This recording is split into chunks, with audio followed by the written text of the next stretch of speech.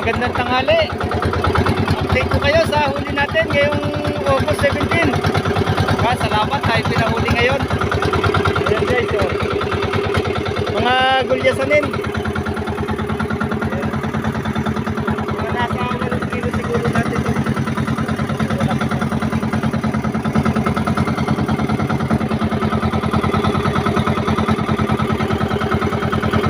Yan ang blessing natin ngayong August 17.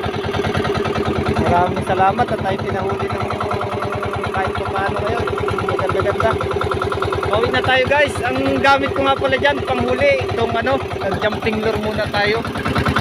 Jumping lure muna ang ginamit natin. Ayan guys, oh.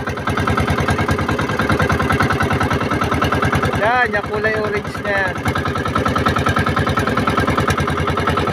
Maikli lang itong jumping lure ko na to pang